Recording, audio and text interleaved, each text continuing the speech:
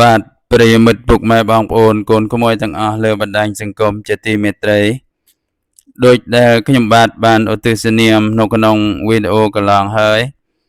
គឺថាខ្ញុំបាទនឹងបន្តធ្វើវីដេអូចែករំលែកអំពីរបៀបគិតរកខែណាល្អដើម្បីរៀបអាពាហ៍ពិពាហ៍បាន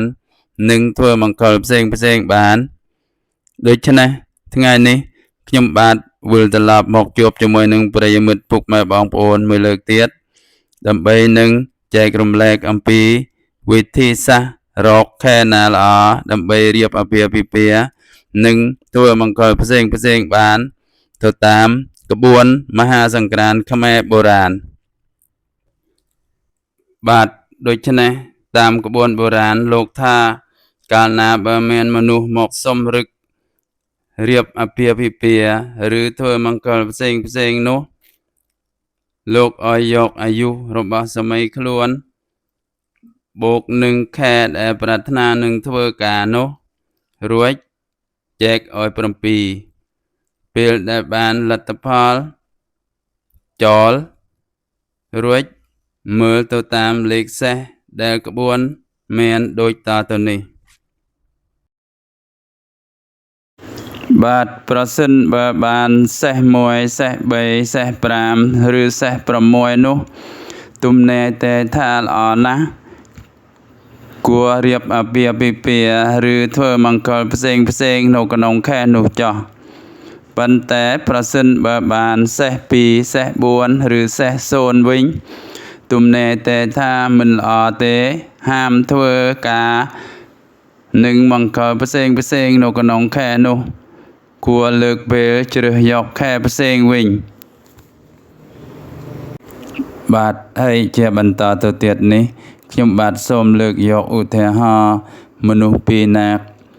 មកសុំរឹកដើម្បីនឹងរៀបអាពាហ៍ពិពាហ៍នៅក្នុងខែផលគុណឆ្នាំម្សាញ់ខាងមុខនេះដូច្នេះខ្ញុំបាទសូមលើកយកមនុស្សប្រុសឆ្នាំថោះនិងមនុស្សស្រីឆ្នាំរោងបាទដូច្នេះបើរាប់អាយុគឺថាមនុស្សប្រុសមានអាយុ27ឆ្នាំបូកនឹងមនុស្សស្រីមានអាយុ26ឆ្នាំហើយបូកជាមួយនឹងខែផលគុណគឺខែ4ហើយរួមទាំងអស់គឺយើងបាន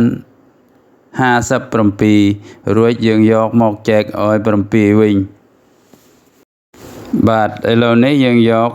57ចែកឲ្យ7យើងបាន8ដង8 7ដង56អញ្ចឹងយើងដករួចយើងបានសេស1អញ្ចឹងទេតាមក្បួនគឺថាសេស1ល្អរៀបការបានក្នុងខែផលគុណខាងមុខនេះដូច្នេះសរុបសេចក្តីគឺថាគូស្រីប្រុសដែលបំណងនឹងរកឬអំបញ្ញមាញ់នេះ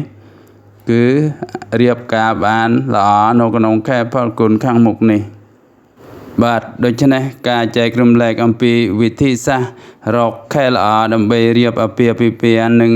ធ្វើមង្គលផ្សេងរបស់ខ្ញុំបាទសូមបញ្ចប់ត្រឹមតែប៉ុណ្ណេះប៉ុន្តែមុននឹងបញ្ចប់ក៏សូមខកខន្តីអភ័យទោសផងដែរខ្លាចក្រែងមានការខ្វះខាតលើសលប់ត្រង់ណា